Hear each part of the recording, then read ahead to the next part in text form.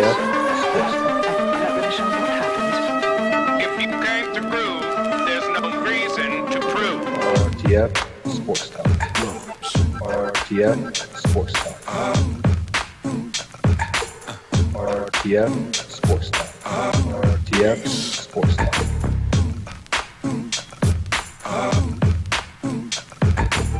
And now you've got yourself something funky. RTF Sports Talk. RTF Sports Talk. RTF Sports Talk. RTF Sports Talk. RTF Sports Talk. And welcome to RTF Sports Talk. I'm the host of the show today, Mako Buckheister. We'd like to welcome Billy Hatton to the show. Billy, how are you doing today? Doing all right. Good to have the band back together today. And the missing piece of the three of the string team quartet was Matthew Lyle. Matthew, how are you doing today? I'm good. Coming back from hiatus. Feel like I got a lot of ammunition built up here. Got to get ready to roll. Back and better than ever, you could say. Well, just to let you guys know, this is our new time, 1 p.m. Eastern time on Tuesdays and Thursdays. Not 9:45 on Sunday is still going to be the same.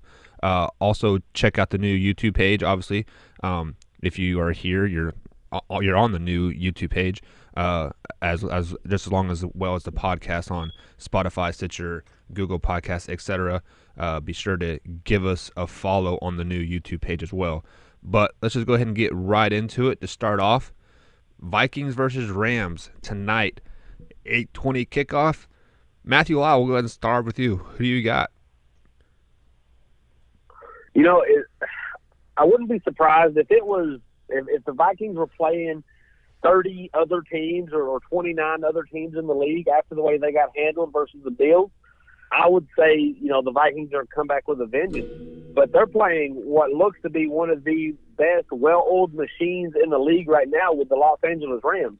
Now, there is some concerns. The Rams are down their starting corners in Talib and Marcus Peters. And so that's going to give some questions. Who's going to guard Thielen, who is second in the league in catches, and Stephon Diggs, who's always a playmaker.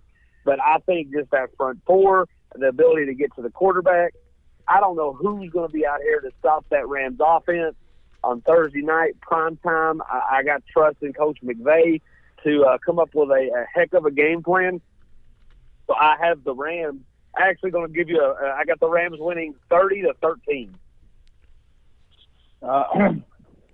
Normally me and Matthew is on the same page, but since he's been gone on his little, vacation, he's been skipping out on us. Now we're starting to think a little different. I got the Vikings winning this game, and for some of the reasons that you had mentioned earlier, Matthew, is that they are down both of their starting corners, which now that actually hurts that pass defense. And Kirk Cousins is the type of quarterback that can and will take advantage of the mismatch. Also, the Rams is 27th in run defense. I think this is a game prime for Latavius Murray if Dalvin Cook is still out to have a pretty good game rushing. They are also 29th in sacks per play. That's good. That's good news for Kirk Cousins, who probably get to stick back there and take his pick on which cornerback he's gonna go after. So I also hear that Mark Barron could be out for this game. So I think this is prime for the Vikings to win this game tonight. And I also picked the score, 27-23 Vikings. Matthew, fair enough point. Hey, I just think, Cousins, how much time is he going to have? Now, one thing that I will say, and this is where I think when picking these games, we really, no matter what level you're at, if you're just a couple guys around at an office pool, if you're running a podcast, or if you're on Sunday morning kickoff and you're an ex-NFL Hall of Famer, you can't take into account, like Kirk Cousins, for example. Kirk Cousins could give you a couple of flat drives, like just come out and not looking up to par. But if you give him life by a questionable roughing the passer or unnecessary roughness pass or call, that could turn into points. I'm actually working on a statistic. There's been 33 roughing the passer calls, and I've been investigating them. Of 10 of them, the first 10 I've looked into, 8 have resulted in additional points. 7, if that would not have been called, would have resulted in no points. Only one of them was they in field goal range, and they continued to stay in field goal range. The other ones, 7 of the first 10 have been in what would be classified as non-scoring positions.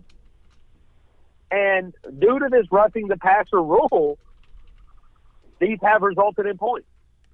So that's one thing that makes these games really hard to pick. This Rams defense could have Kirk Cousins dead to right, stop, 3rd and long, 4th and long. But Ndamukong Suh, who has a sketchy pass, or even Aaron Donald, who doesn't, get the right kind of hit, or I guess in this term, the wrong kind of hit, Kirk Cousins has new life. It goes from 4th and 15 to 1st and 10 on their 50. And now we're balling. Now Stephon Diggs. I mean, it happened in their game against Green Bay. Green Bay had them. That was an interception. There was going to be no more plays. That was a bad pass by Kirk Cousins. Kirk Cousins gets life, comes down, great pass, touchdown, 2-point conversion. They end up tying it, could have won it. So you go from a guaranteed loss to a chance to win it. So it's hard for me to be too passionate on this, Billy, and say, nope, the Rams are definitely going to win, because the Rams have a good pass rush, but that could end up in their detriment.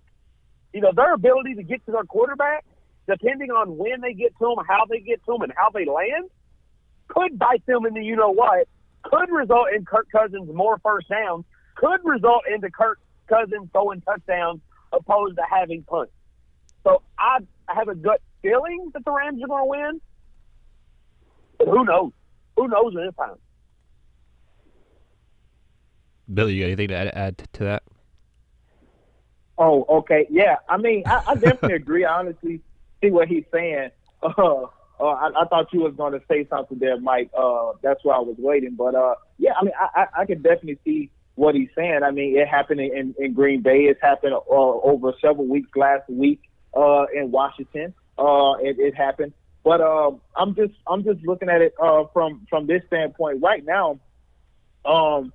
That pass defense by the Rams is amazing. You know, they're sixth in the NFL. But down their 2 starters, down the 2 guys that's making them 6th in the country or in the nation. Those guys are not going to be there. So now they're going to have to depend on other guys. The Vikings offense is 4th in the NFL in pass yards with 305. You know, they right above the Rams offense. I just think this is that game for them to lose down the injuries on a short week.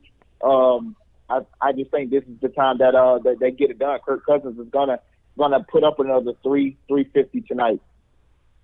Now I will say, and like I said, I'm not going to get in a big debate about this because I'm not that passionate that score is going to end that way. I'm not that confident to stand behind that. But I will say, if the Vikings struggle to guard the running backs and tight ends as they did against the Bills, Todd Gurley is going to be amazing for their fantasy owners. I mean, it's going to be a 40-point night for your Gurley fantasy owners if they can't cover that running back any better. But like I said, I'm with some of these rules, which I want to go on record to say I enjoy the rule. As an offensive fan, I get what the NFL is telling me with that rule. It just makes it really tough to pick because that defense, being as aggressive as they are, could really hurt them if it allows Kirk Cousins a 2nd and 3rd opportunities and allow him to get going. I agree. All righty, guys. So let's go ahead and move on to the next question here. I'm picking the Vikings, by the way. The Rams with Peterson, Atib, Khalid both out. I think Kirk Cousins might have a feast tonight. But let's move on to Le'Veon Bell. Obviously, Le'Veon Bell still has not reported to Steelers Nation. They're really missing him a lot. And, now trade rumors are starting to happen, starting to pop up. what do you guys think the best possible spot for Le'Veon is this year and beyond? Billy, go ahead and start with you on this one. I've picked about three, and these are just the teams that I kind of heard have cap space, for him, and just teams that I know that could actually use him.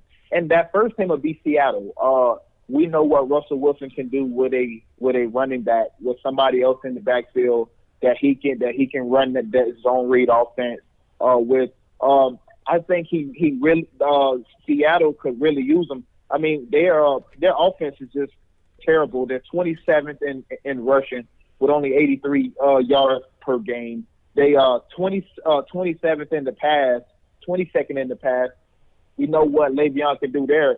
Added 75, 80 catches last year and the year before that. Also, the Jets, I mean, they got what they think is their franchise quarterback, the guy that they can move forward with into the future. Le'Veon could help him out. Maybe you don't have to let Sam Darnold throw 30, 40 passes like they're doing right now. You can hand the ball off to Le'Veon. Give him 20, 30 carries a game. The coach is in dire need of a running back. I mean, Andrew Luck, it seems like the only thing that they got going over there. They're 29th in rushing. I mean, Le'Veon Bell can at least help that running game get in that 15th range or something that kind of help Andrew Luck out. But just right off the top, those three teams right there, I think could be in good chances for Le'Veon. Not to, trying to get a little creative, because I think me and Billy back on one of those conversations where our brainwaves are kind of in sync. Obviously, there's a couple of different options. If he wanted a ring on his finger, which I think is clear that he doesn't, because if he did, he would be back in Pittsburgh, who I think really has a nice offense. Of course, a New England would go nuts with Le'Veon Bell back there, but they're not going to pay him the money.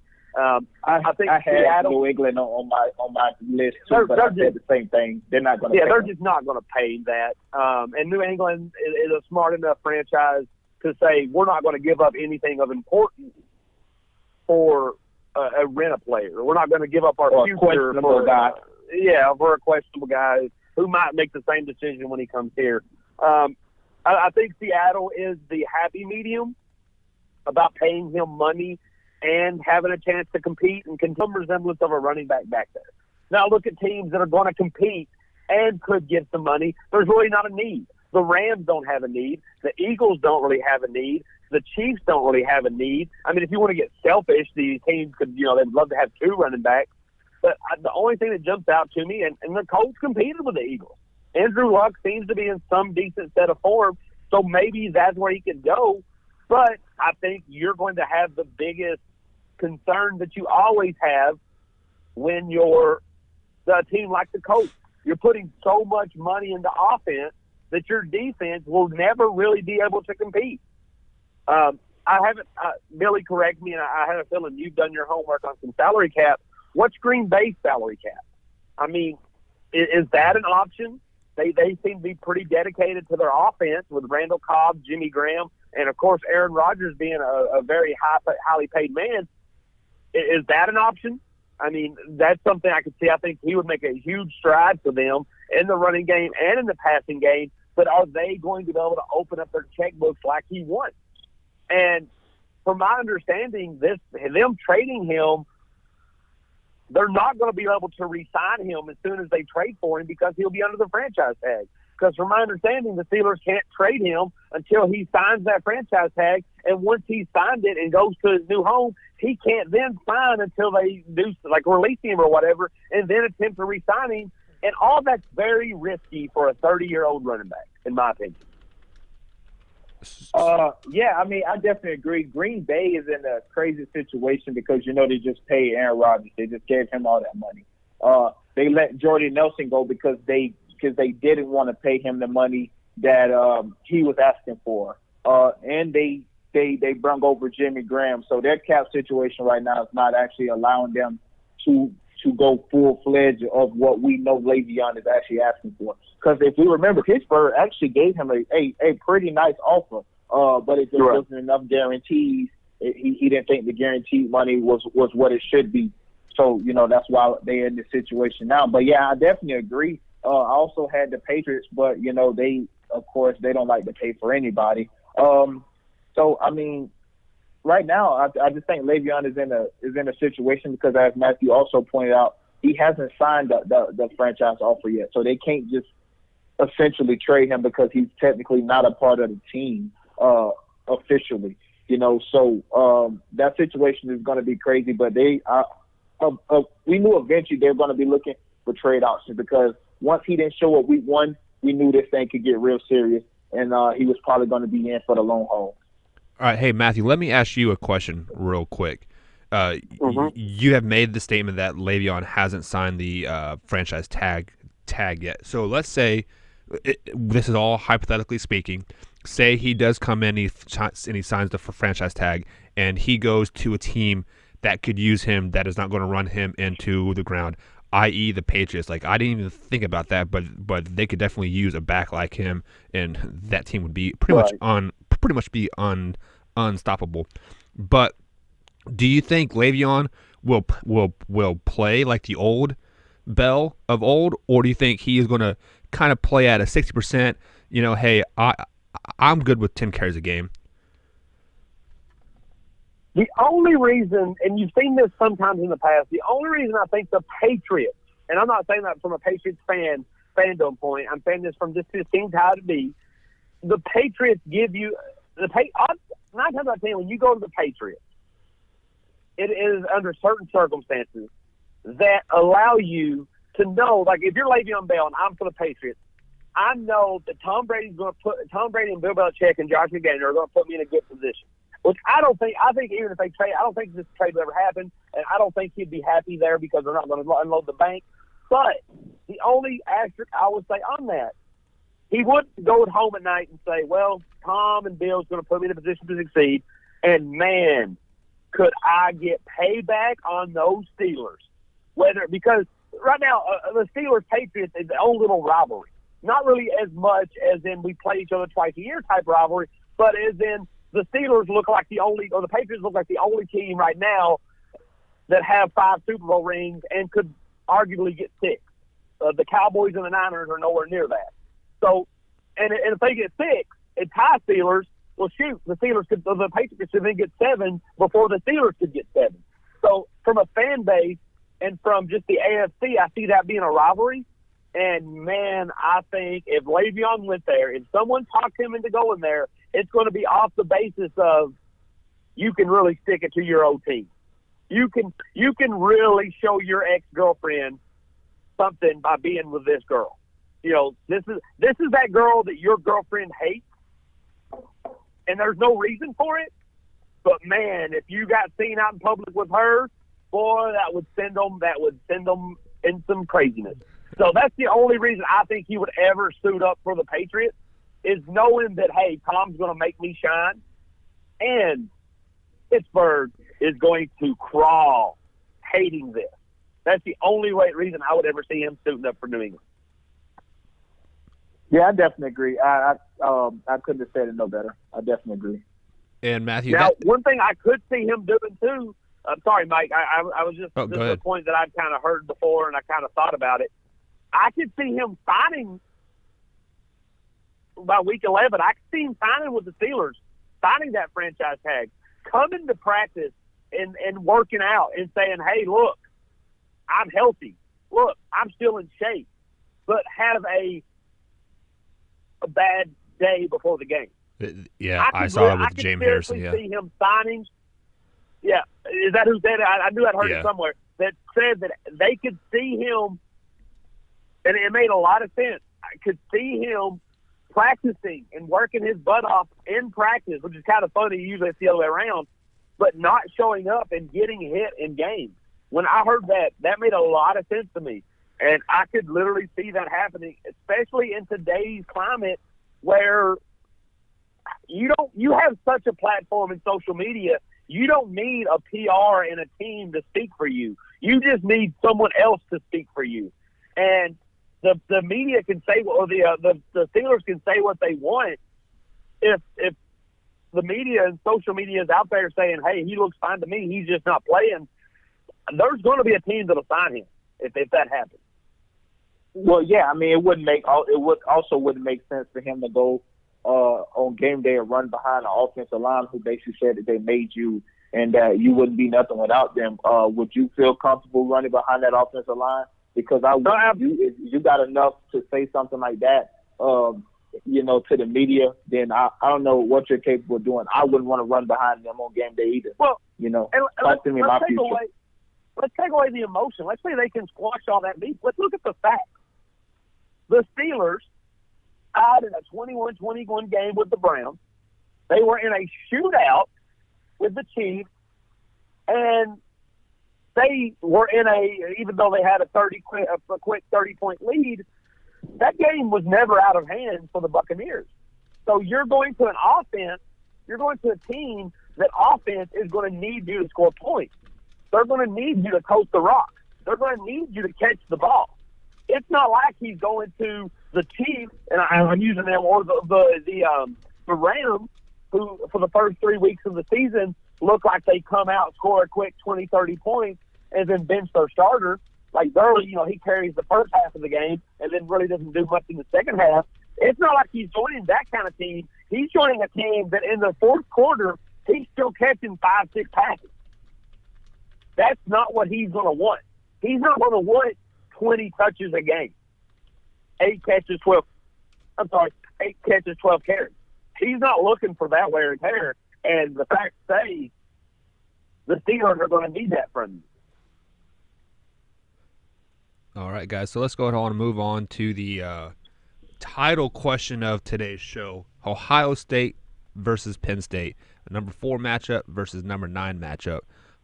Ohio State has kind of been the talk of this team can't be beat, national championship. But going into this game, it is a 56% chance that Penn State wins this game. But who do you guys got and why? Matthew, go and start with you on this one. I got Ohio State. Penn State's only won 3 times in the last 10 years, I believe. So the numbers aren't really in their favor. But even if we're talking real time, look, I do think somebody can beat Ohio State, and somebody will beat Ohio State. It might be a lesser team, but I think it's going to be one of those teams that you truly don't think. I think Bama is way better than they are. But the fact of the matter remains, I like what I've seen more from Ohio State than I have seen from Penn State.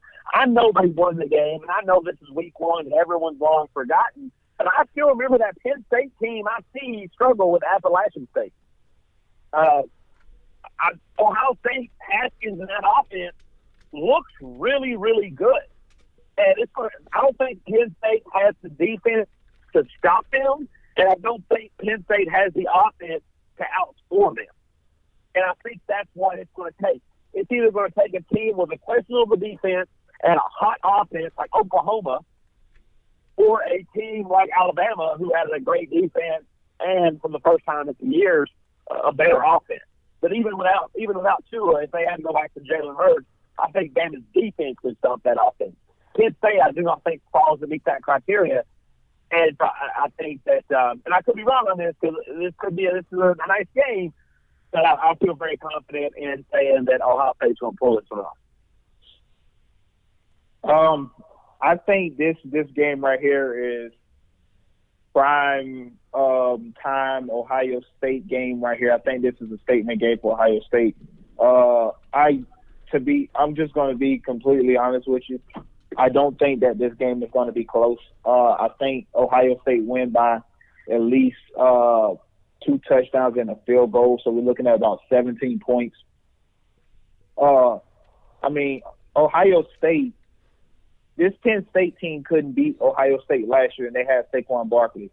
This year, Ohio State got Dwayne Haskins, 16 touchdowns through 4 games, and to 1 interception. I mean, this Ohio State team is for real. This offense is big time. The one thing that does worry me about Ohio State in this game is Bosa won't be there. But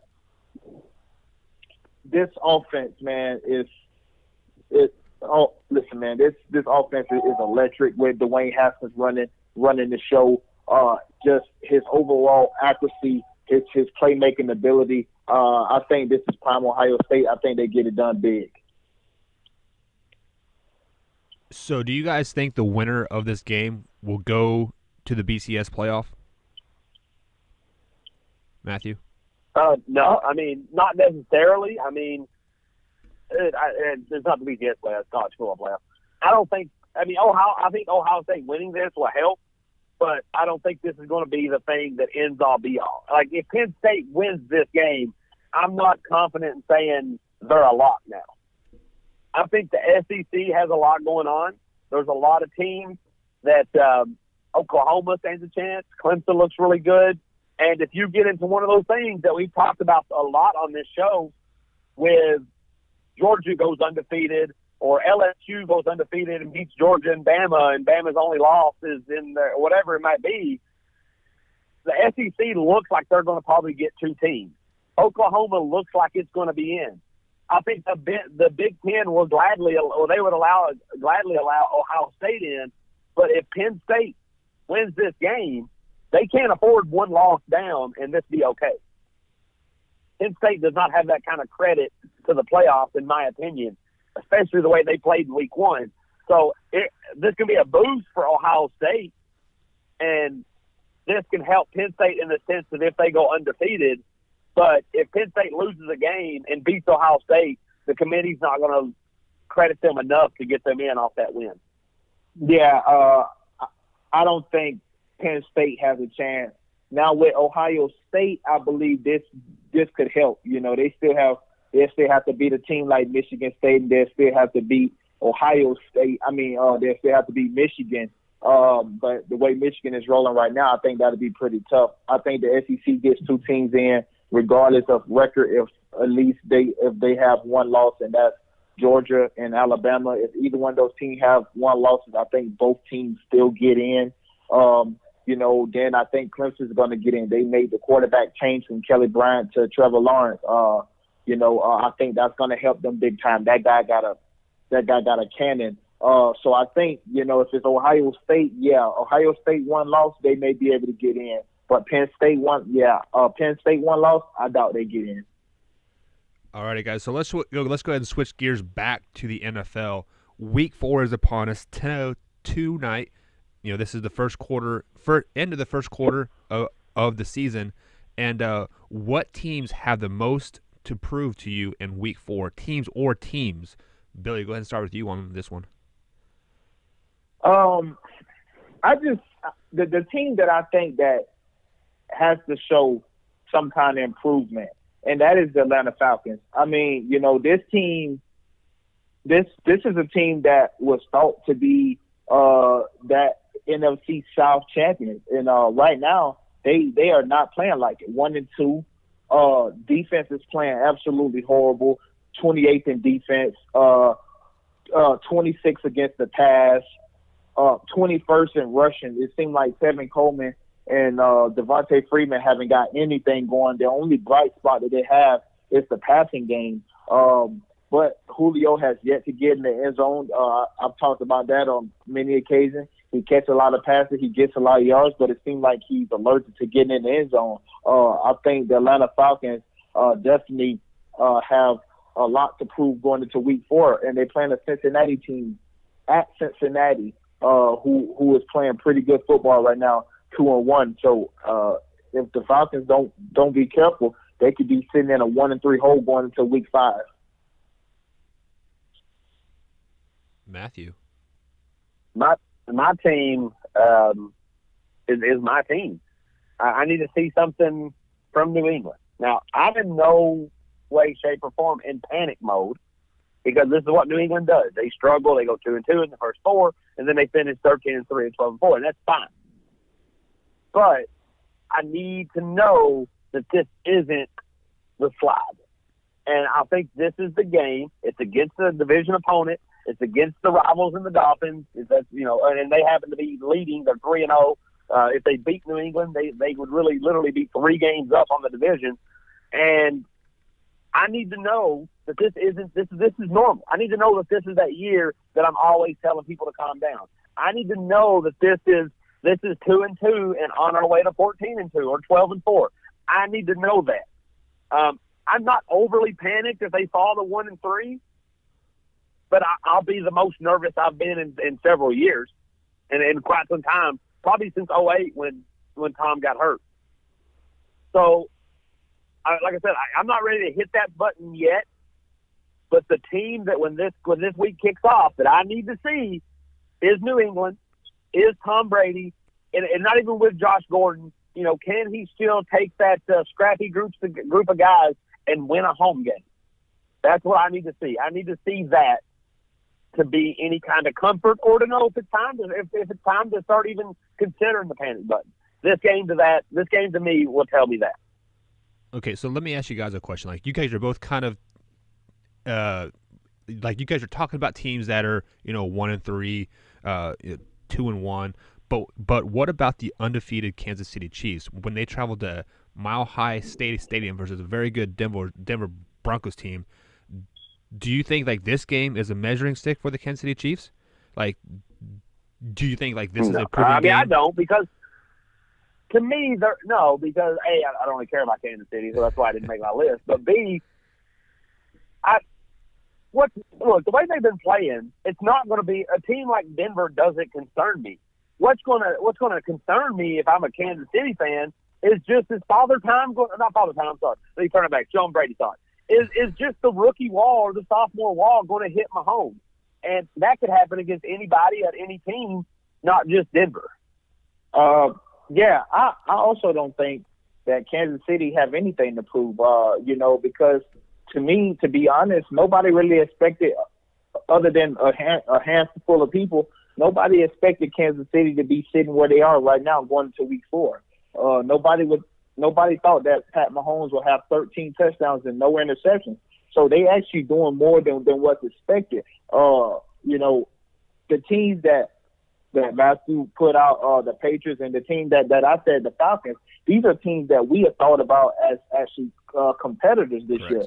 The Atlanta Falcons are a couple years removed from the Super Bowl, and the Patriots, we know about the Patriots. They're in there just about every other year. With Alex Smith leaving, Pat Mahomes in his first year, full year at the starting gig, nobody thought that this was going to happen. So I believe, the Kansas City have nothing to prove. They just have to keep building upon what they've been building on, and I think they'll be fine. All righty, guys. So before we wrap up the show, any final thoughts? Matthew, since you've been missing for a couple weeks, I'm going to give you the floor for a couple minutes just to speak your mind. Anything to say? I really don't have much to wrap up on. My main thought is everybody's complaining about this roughing the passer, and I get it. It takes a little bit to get used to, but the NFL is a business. The NFL is protecting their best product and allowing it to be given to its consumers. The NFL says, hey, and I talked about this with Billy, hey, I struggle to have new Aaron Rodgers and Tom Brady. I'm going to make one. I'm going to create a rule that's so crazy that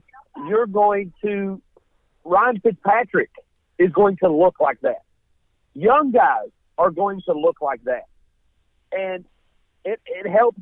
Look, I came up with a stat of how many points that's been created off this. How many fantasy points? How much money has been won off FanDuel by this new rule?